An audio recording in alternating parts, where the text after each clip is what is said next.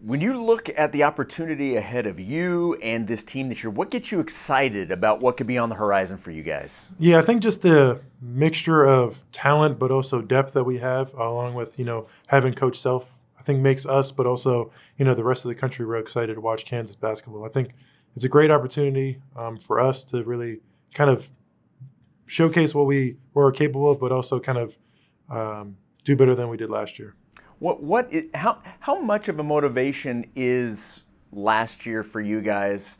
Because we know what the history of Kansas is, and when you come into this season, I mean, is that something that's constantly used as a motivation, or is last year, and the motivation is this year only? How do you focus on that? Yeah, it's kind of difficult, especially now with the transfer portal and everything, having kind of almost a brand new team, from the carryover. Obviously, me, KJ, and DeJuan are still here, but I think us three definitely kind of take that as motivation from what we did last year, and we're trying to tell the guys last year was not fun at all for us because even though being a 4 seed in the NCAA tournament would be a great success for a lot of schools, that's we had the worst season of Coach Self's career here at Kansas, and we don't want to be known for that. I don't want that to be known for me as my legacy here at Kansas. I want to be known as a winner, and so for me, just trying to help the guys out and kind of get them to know that there's a high expectation here at Kansas, high standards from the years previous, and we need to try to uphold that. All right, last question about last year, and then we're going to completely look forward.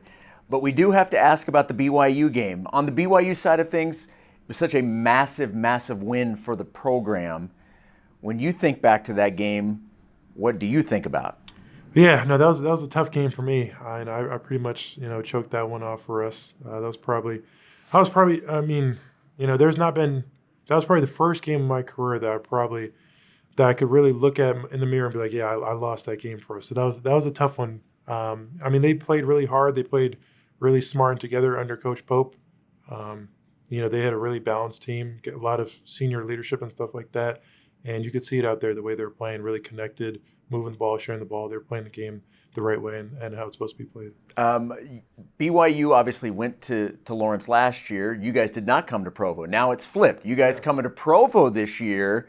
You looking forward to that game? I am. Obviously, I've heard a lot about BYU. My brother, Ben, actually played at BYU played against BYU at BYU when he was at LMU. And so he kind of told me that it gets really crazy in there. And then obviously I've seen, the social media things. Hopefully, they give me a warm welcome. One of our managers is actually Mormon, and so he's kind of giving me an insight into the Mormon religion and stuff like that. And so I feel like I can kind of try to kumbaya with the Mormons out there, and hopefully they give me a welcome. Okay, one of the things you got to try when you come out. I don't know what your diet regimen is, but the Cougar Tails, it's kind of a thing. I believe it's an 18-inch maple bar.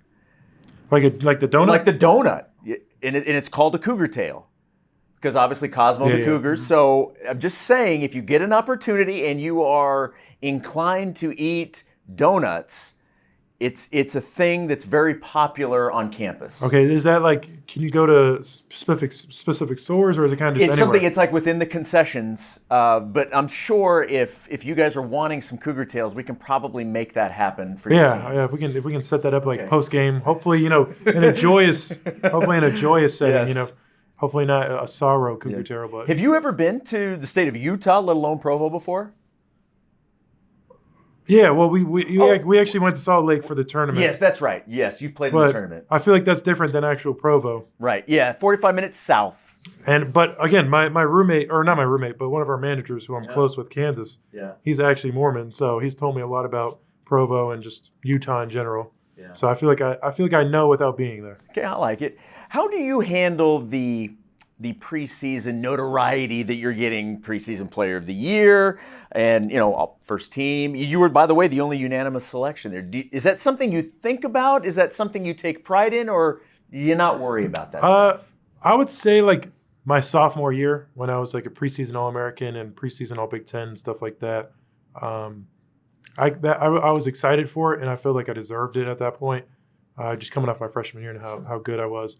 But now, yeah, it's kind of just not try to be too big time or anything like that. But I feel like I know now to where the preseason stuff couldn't mean less in terms of what the actual how it actually plays out. And obviously, it brings a big target on your back. And I mean, playing at Kansas, there's no bigger target. Like, that's why you come to Kansas, to have that target on your back and have those high expectations. And, me, I'm so used to it at this point to where it's kind of just, I don't mind it. Obviously, I appreciate it and I'm thankful for it. It means, all the hard work is paying off. But I know that, the final AP poll of us being number one and like the final preseason or player of the year and all that stuff would mean a lot more than preseason stuff. So going back to something that you just said in terms of like when you go to Kansas, you're always going to have a target on your back. How much does that prepare you guys game in and game out because everyone's coming for you guys? Yeah, and that's a great point because you kind of just expect teams to play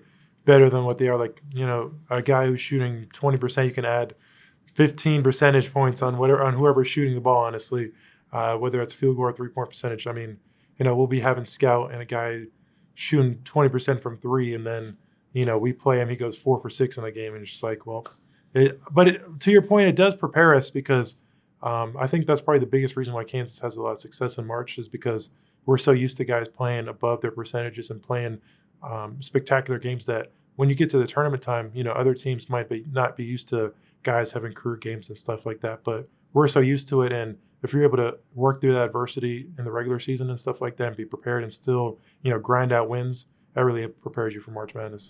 Realizing that you haven't played at Kansas your entire career, but this was something that I remember asking players last season, because when I think of Big 12 basketball, I think of Kansas because of the history.